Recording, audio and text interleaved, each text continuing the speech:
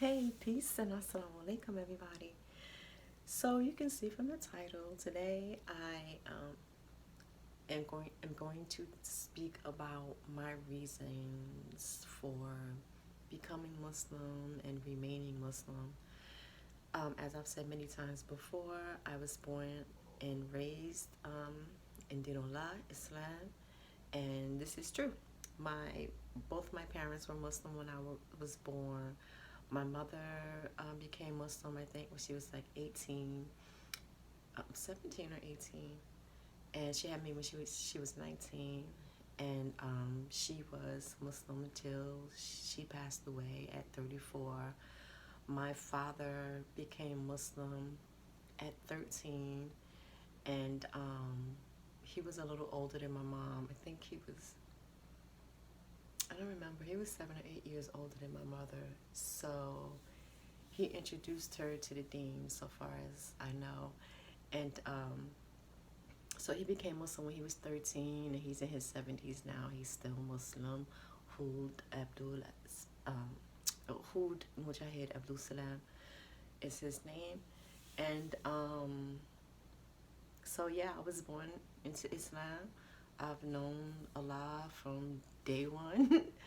um, I was,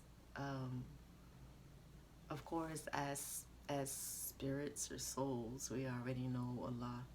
And I am of the belief that women, when we are pregnant, whatever we put into ourselves, intellectually, physically, nutritionally, like whatever, does benefit the unborn child for the better or not for the better. And so I'm supposing that my mother fed me the deen as I was being created also, because my mother was just, I always say she was an autodidact. She was very much a reader. She was extremely smart. um, and so she certainly would have been reading about Islam while she was, conceiving me. Making me, cooking me in the oven, so to say. And so I've always have known Allah. I've always loved Allah. Um, my father likes to say, well, first of all, my mother taught me to read and write when I was 2. And so my dad likes to say how, I was seeing sort of Fatiha when I was like 2 years old and this kind of thing. And so Islam has always been a part of my reality. Is Islam for me is not a separate entity like this religion, And again, I've mentioned it in other videos in the past. And Islam for me is not a religion, it's a spirituality. And in it being a spirituality is a part of the self. For me, it is a part of myself. And so that is not to say that I'm good at it all the time.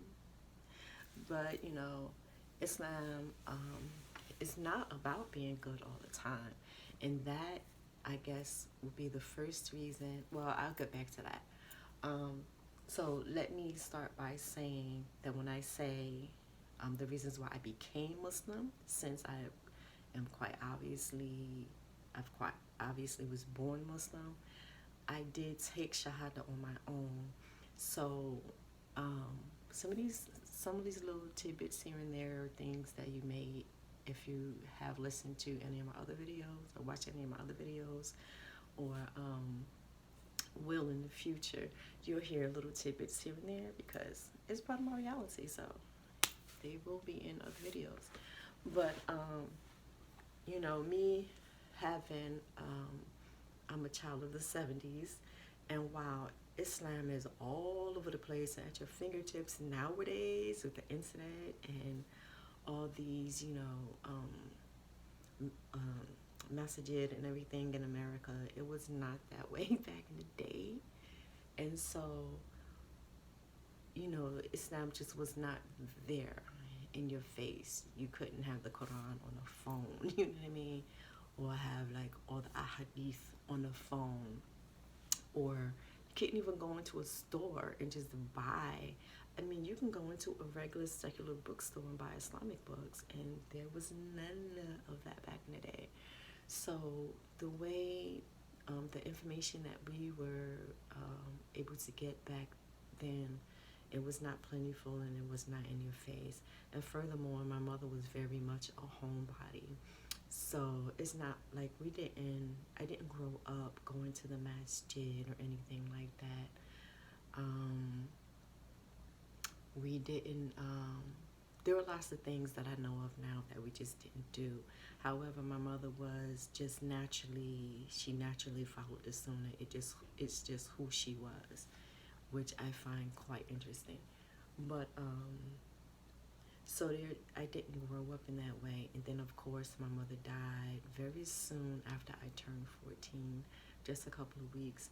And to me, that's significant. Whenever I speak about my mother dying and what age I was, I mention that because to me, the significance is that I had just turned 14. So it's not like I was having 14-year-old experiences. I was still 13. But, so that's significant to me and meaningful to me. And my mom was 34. So she passed away, and I didn't know, like many Muslim families, again, especially back then, the children were taught by example.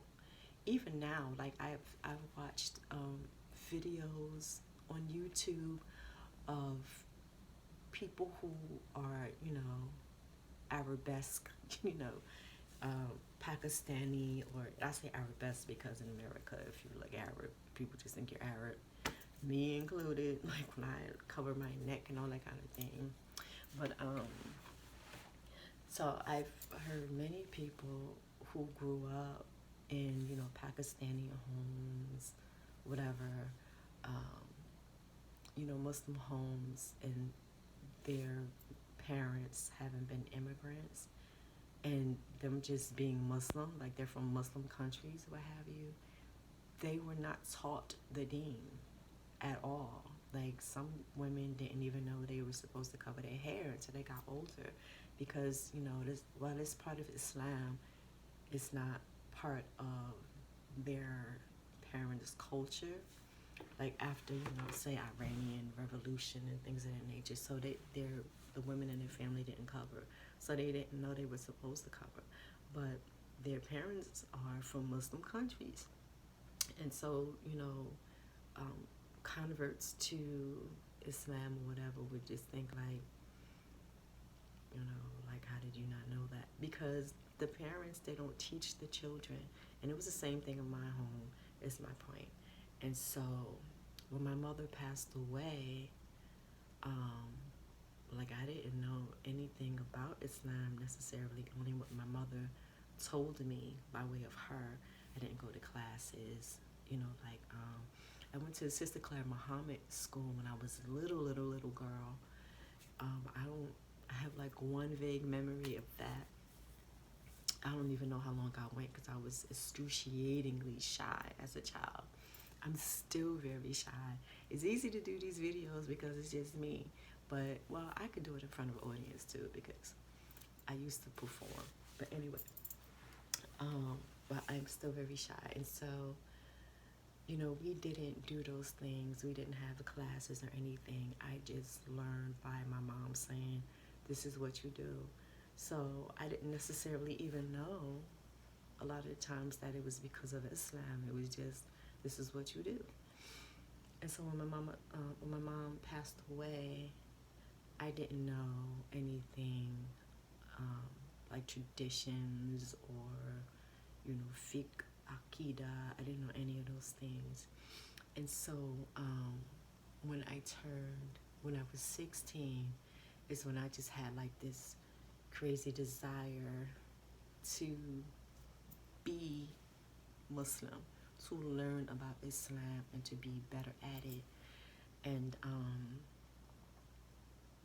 let me say, I did not want to do it then, nor do I do it now because of my parents. I think a lot of people think that because they were born Muslim or because their dad was Muslim, like they didn't grow up with both of their parents, but their father was Muslim. So yeah, I'm Muslim because my father is Muslim, but their mother is not Muslim, and they had gone to church and or not, and they've done nothing that has anything to do with Deen, and they still don't have anything to do with Deen. They just think they're Muslim because one of their parents were. That's not how this works. If the first criteria of being a Muslim is that you have to have Iman, faith. And Iman does not pass generationally. It is not a genetic type thing. It's something that you have to be yourself. And so I never took shahada because of my parents or because I wanted to bond with my dead mother. And that's not why I'm Muslim now, all these years later. So 16, I decided that I wanted to be Muslim on my own. And when I was 17, I took shahada, so I think that was like 1990. And so that was a really long time ago, right? 30 something years ago, maybe. I don't know, I can't, it's too early in the morning to do that little bit of thinking.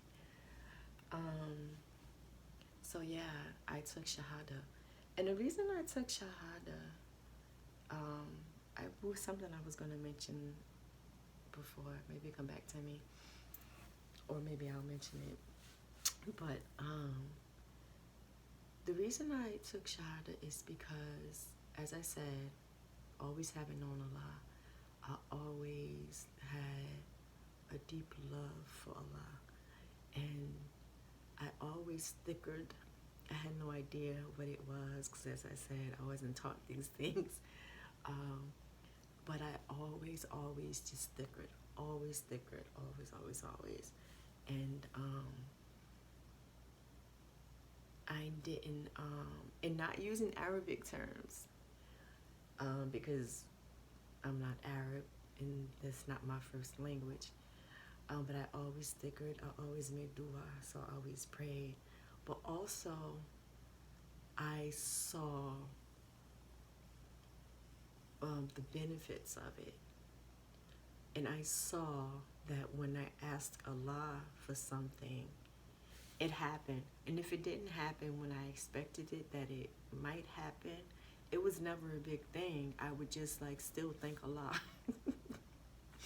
Even, again, before me learning anything about Deen, really, it's just how I was, and I'm still that way. Just because you ask the Creator for something don't mean you're going to get it. And even when I ask the Creator for something now, I always say if it's good and for the best. I don't want something just because I want something, because I don't know what the heck I'm doing most of the time. Certainly Allah knows far more than I do. And so if I ask for something and it does happen, I thank Allah for it. And if it doesn't happen, I thank Allah for it. So for me, it was just a no-brainer that I wanted to be Muslim. It made total sense to me to be Muslim. And that was strictly on a faith-based level. That's all that was. And then as time went on and I started learning the tenets of Islam, learning what it was about through Quran, through Sunnah, the Ahadith, then it started making an intellectual sense to me. Because what people don't seem to get, I know a lot of people who claim to be against religion because of this or because of that, or, guys who are basically religion is a game and I ain't answering to no dude type thing. And again, what I always say is that Islam is not a religion, first and foremost. It's a spirituality, which means it deals with deeper realities. To me, religions are very topical. They're not deep. whatsoever. Um, and yes, they're full of rules. We're human. What I don't understand is how people can believe or whatever in nature and natural states of being and such, but somehow think that humans are not supposed to be part of that mix. I don't get it. If universal law is balance, those are rules, those are laws. Humans have to have balances, rules, regulations in order for life to be better, in my opinion. When you start trying to live this, oh, anything goes, I'm just going to go with the flow type lifestyle, and it's being done by the millions, we get exactly what we have now, which is utter chaos, um, depression, illnesses, diseases, all these things, because we are not moving in ways that are conducive to nature. And so, when people look at Islam as a religion, you're very off kilter. You don't. You're just wrong. I'm trying to find nice ways to put it. You're absolutely wrong. And when you take the time to read through the Quran, just the Quran itself, not even talking about anything else, you start to realize that the Quran is a book of science. It's a book of history. Um, and it's a book of that deals with the spiritual realm. It just is. It's a fact. And the Quran started being revealed to the Prophet Muhammad salam nearly 1,500 years ago. And I'll remind you, if you did not know, he was illiterate. He didn't know how to read and write. So how on earth could he come up with these things? How on earth could he tell us himself how, for instance, the process of human conception? Because the Quran tells us about how initially we were a clot of blood, and so on and so forth. And so he didn't have this knowledge. He couldn't read, he couldn't write. Yeah, he could have had word of mouth because, the Quraysh, his tribe of people, traditionally were like orators. So yeah, people could have told him things, but how would they have known? The only reason we know nowadays that these things are factual is through technology and scientific equipment and things that we have now that they most certainly did not have nearly 1,500 years ago. And so I and a billion other people have the benefit of having those things to let us know that Islam and the Quran is true. Also, historically, it told us things that how could they have known. Now we know because we've had the benefit of hundreds and hundreds and hundreds of years of being able to find these things out. And we have archaeologists now who have found things and just, different reasons. So for me, Islam is good for me because I'm a thinker. And I'm not saying in a sense of like smart people versus not smart people. That's not what I mean. When I say I'm a thinker, I mean I'm very analytical. And so the Quran makes absolute sense to me. It makes absolute sense to me. And because, again, I can very easily go and verify things for myself because I have scientists, non-Muslim and Muslim, who back it up. So it's that. Also, for me, although many Muslims, in my opinion, put far too much emphasis on the Prophet Muhammad, which is not what he asked for, the same as the Prophet Isa. Jesus did not ask for people to put all this emphasis on him. Despite those people, Islam is not about a tangible type God. That for me is significant because I do not believe that things should be worshipped, rocks and things of that nature. And by rocks, I also mean statues, idol worshiping. I know many things about the prophet Jesus, Isa, and I love him tremendously. And I work to, let me just interject here. I may start crying. It's just what I do. Sorry. And I'm extra sensitive lately. So yeah, I have a great love and respect for him. I have great love and respect for his mom, Miriam, or Mary, and but I do not believe that he should be prayed to. I have great love and respect for the Prophet Muhammad. I do not believe that he should be prayed to. And believe it or not, Muslims do pray to him. When they go for Hajj, a lot of Muslims, and this is not what we're taught to do, but culture is a big thing. And this is why in Quran we are given license to, yes, practice your cultures as long as they do not interfere with the tenets of Islam. And so praying to the Prophet Muhammad, in my opinion, absolutely goes against Quran and Sunnah. But one of my reasons for loving Islam is because that is not a thing. You worship the Creator and the Creator alone. And also, there's no go-between. I don't have to pray to Jesus in order to get my word to the Creator. I don't have to, pray to my ancestors in order to get the word to the Creator. It is a one-on-one relationship. And that for me is very meaningful.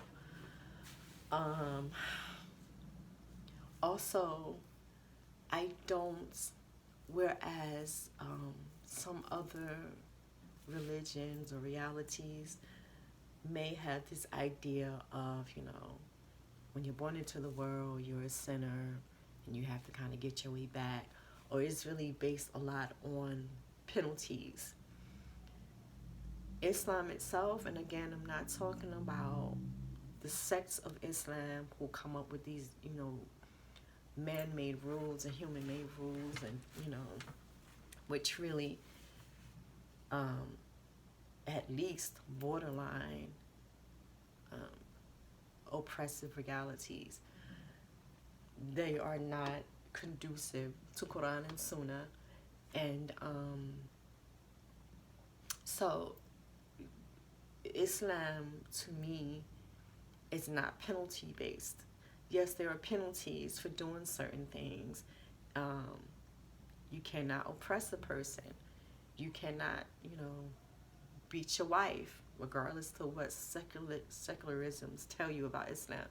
You cannot beat your wife. You cannot, do orphans badly. You can't steal. You can't, kill. You can't rape. You can't do all these things. And but if you do them, there are always ways to repent, and you always stand a chance to make yourself better and to be given forgiveness. Like the only thing that is not forgiven in Islam is committing shirk. Shirk is praying to other things than the Creator, than Allah. That's the only thing that we believe is not forgiven by the Creator. Should you die being in that state of worshiping other things. Now, if you used to do that, then you stopped, then alhamdulillah, But that's exactly what I mean. There are all these ways to repent, to seek forgiveness, and to be in good standing with the Creator. I liken it a lot to how our relationships with our parents. So yeah, you might do something really bad and get in big trouble with your parent.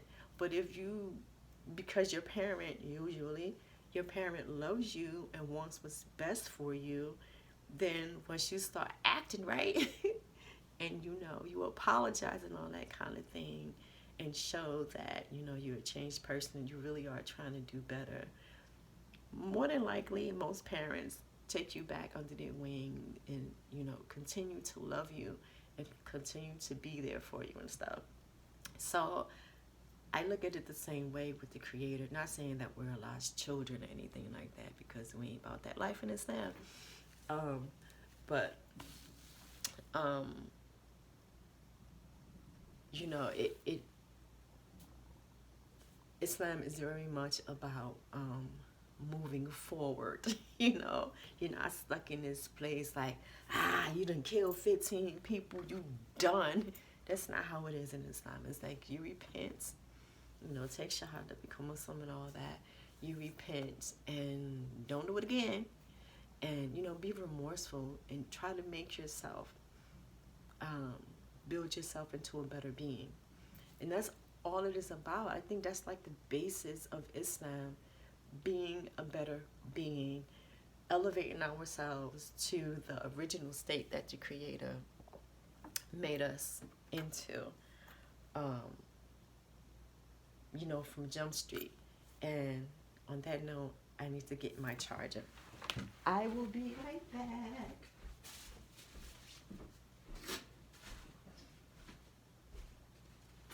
Talk among yourselves.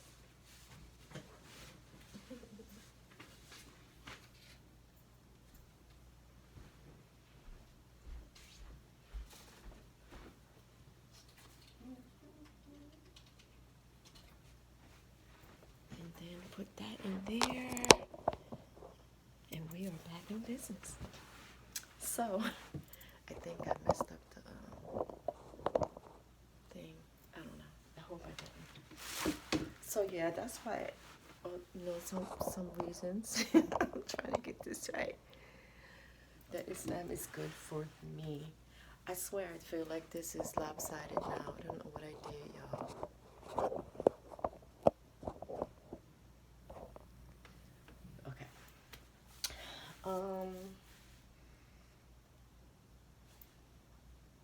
Trying to recap. So yeah, personal relationship with the Creator, always ways to repent. Another thing that I really, really love about Islam, and of course, other realities have this also. I got a little bit OCD, y'all. But another thing is giving charity.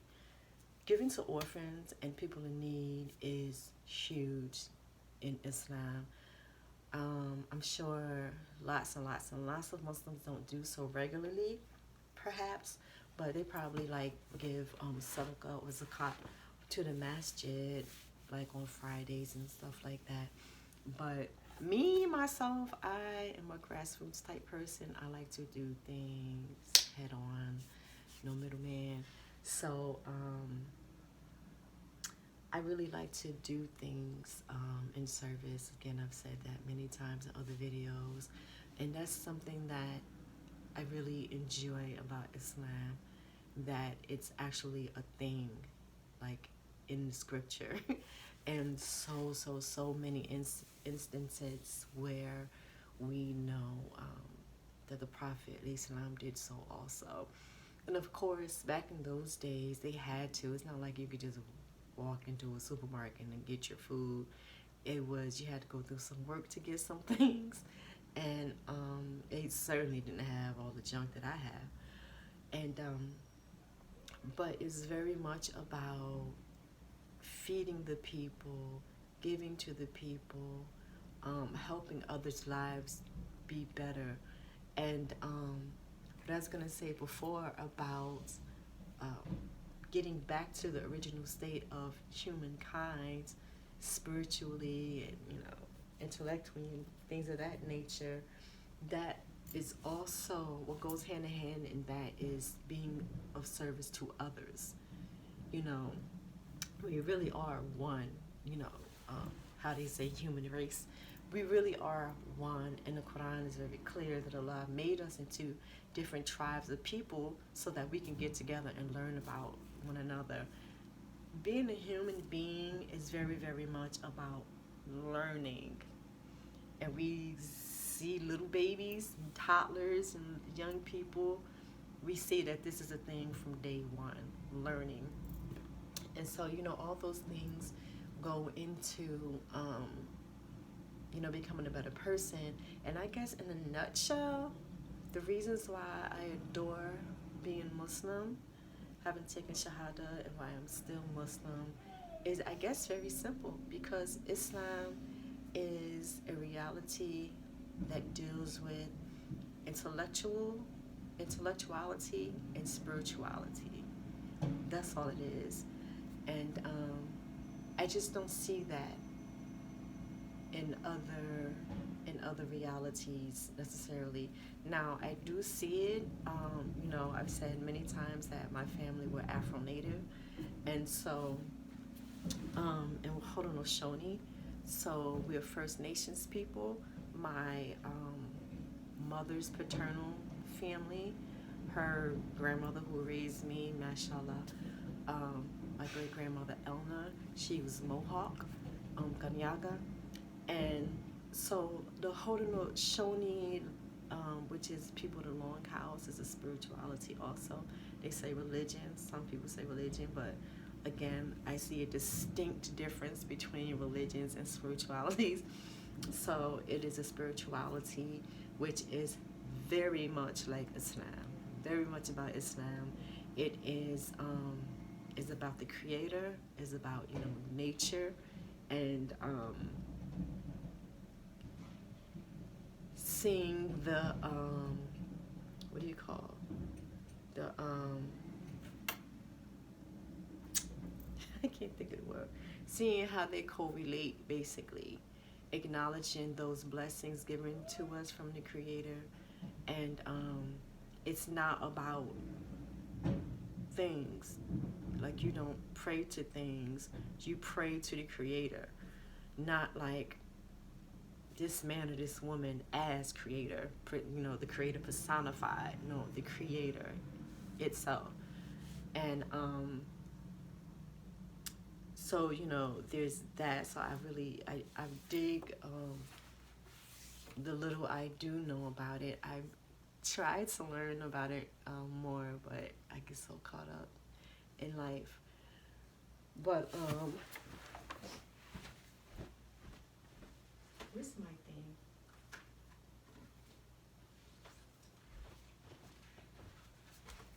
Well, I do have some books downstairs on Haudenosaunee reality, but I also have like this prayer book that I got when I went up to the reservation, one of the reservations up north. But yeah, this is a prayer that I guess you just say. Another thing too, the prayers are really long. So alhamdulillah. But anyway, so yeah, Haudenosaunee and Islam, for me, there's no difference. It's totally, like, my son lectures a lot. Well, he used to, I guess. Lectures a lot and stuff like that. And about, native realities. My son is Nishak Kamakwak. They call him Two Clouds. People used to come up to him and would be flabbergasted, like how can you rectify being Muslim and being native? Like, first of all, being native is genetic. I could be anything and be native because I'm native. But this like so crazy, right? It's like, how can you be Islam and be black? Like, because I'm black and I'm Muslim, But yeah, people don't understand how you can rectify, or is that the right word? They don't understand how you can acknowledge and live more than one spiritual reality. Like, whoever said that you have to have one spiritual reality? I don't even understand like where that came from, because also in reality it's all one. So we don't even look at for instance, we don't even look at Islam and Haudenosaunee being like two different entities, because there's one reality in our minds. There's one reality, and Islam tells about it from this perspective. Haudenosaunee tells about it from that perspective. And I don't know. I don't know what to tell people. Like, you need to expand your thinking. I don't know what to say. But so far as Islam, though, these are the reasons that I took shahada. These are the reasons why I remain Muslim, why I taught to my children about Islam, and I guess why they've accepted it also for themselves. Yeah. Also, what I love about Islam is that it is not anti-women. Again, you have people who put aspects into the world who are Muslim, and you would think like, well, that's Muslims, that's what Islam is. It's not what Islam is. It's what these people are. And the Quran, the Sunnah. But yeah, Allah, this is really disturbing me so very much. This thing, I don't understand what's wrong with this. I can't stay like this. Can I? Can I stay holding this? So yeah, that's another reason, because women in Islam are not seen as second class beings.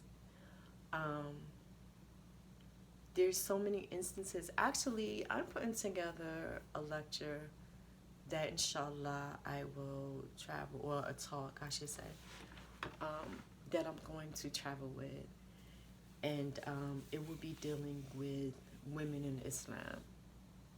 Because I assure you, people, including Muslims, lots and lots of Muslims, just have no clue about the standing of women in regards to Quran and Sunnah. And I did a whole video. If I figure out how to put a link, I'll do that, or maybe I'll put it in the description box. But I have a whole video on that deals with like, I'm talking to women specifically. So it's not on Muslim women, but there are like things pertaining to Muslim women that I think is the video I made is being projected to new shahadas specifically, but not only, of course. But women in Islam are seen as like the handmaidens of Allah, and so that has high status. And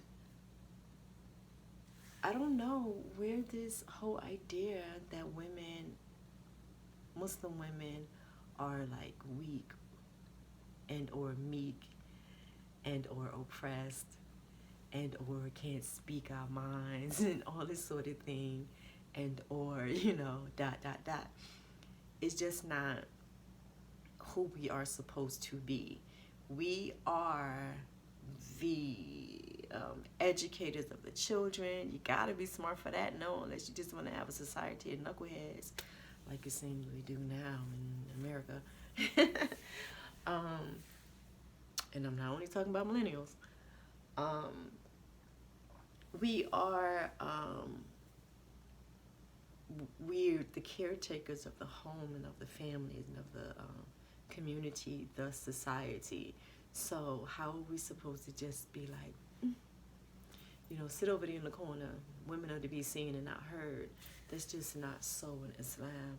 And so I really dig that about this. Like, I've heard people, because I have a lot of Christians in my extended family, or non-Muslims, but I've heard many people, and not only in my family, but of course we live in a predominantly Christian-esque society.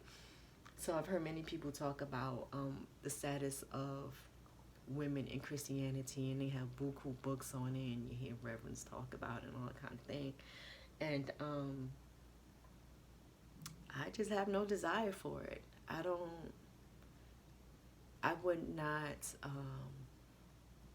be part of a group that tells me I'm less when I know good and well I'm not. The proof is in the pudding. I've been seeing it my entire life. So you can't, how my auntie used to say, you can't piss on my head and tell me that it's raining. I know what piss smells and looks like. So, yeah, man, these are all the reasons why I took shahada when I was a little young girl, and why I remain Muslim and keep trying to get it right, because I sin like the next person. But it feels good to know that there's always a chance that even in my being human, I'll say, I'm gonna take some of the weight off myself, off my ego, you know, my sense of self. But it's good to know that in spite of my being a human and being dumb and knowing I'm supposed to do things and don't, or that there's always a chance for me to be welcomed back home when I do pass on, which is fast approaching. Even if it's when I'm 105, years go fast. If you have any age on you, you understand how quick those years go. And so it's just so good to know that if I, which I love doing anyway, give to people, give to poor people and such, that will help me, that will help my status in the hereafter. That if I give sadaqah jariyah specifically, so some specific things like giving water to people and things of that nature, building a masjid, that those things will benefit me and can very well get me into Jannah. If I say certain thickers, like Bismillah wa bihamdihi 100 times, that would take away all my sins, even if it's enough to fill an ocean. Those are significant things for me, because I'm constantly trying to do better and trying to do right and trying to have a good and loving and strong relationship with my Creator. We put so much into having good, deep, strong relationships with men or with women if you're a man, and that we don't put that same energy and effort into our relationship with the Creator. And Allah is constantly like, no, just do this, make it right. Just do that, make it right. Prove to me you love me. Prove to me you want this. Prove to me. Prove to the Shaitan and Shaitan in the Quran, when his name used to be Iblis, and Allah created the first human and told all the angels and jinns to bow to him, and Iblis was like, I'm not doing that. Like, I'm better than him. Like, what? And Allah was mad and kicked him out the house, so to speak. And Shaitan said, just let me prove to you that the status you're given as human, he's not worthy of it. His descendants are not going to be worthy of it. And that I'm going to come to knock them off the path, from the top, the bottom, the right, the left, every which way, because they're not worthy of you. They don't love you like that, and it's so scary. But so Allah has always given us these ways. You know how you have all these ways to make your man happy or your woman happy. If you rub his feet, or if you buy her flowers, you mess up and you like come home with her favorite ice cream or something, everything gonna be good. Well, Allah has given us all these things that we can do, which are really to benefit us. It's not to give Allah anything. Like, Allah is. So like, what could we possibly give Allah? It's all, the thing is, the benefit is as if to make things with your woman, you bring her favorite ice cream, but it's not really for her, it's really for you to make your situation better, and move you higher up the ladder, or however you say it. um, that's what those things are. So Allah constantly gives us these ways to um, benefit ourselves and to take us back home. And I don't know, I just love that Islam always gives you the opportunity to be better, and it's not based upon praying to this thing or praying to that thing, which can't do anything for themselves, let alone you. But anyway, of course, this is a very long video again, and a very crooked video again. Oh, this is bothering me. But if you have any questions, anything like that, hit me up in the comments, and we'll discuss it. Assalamu alaikum. I hope everybody has a really, really great day.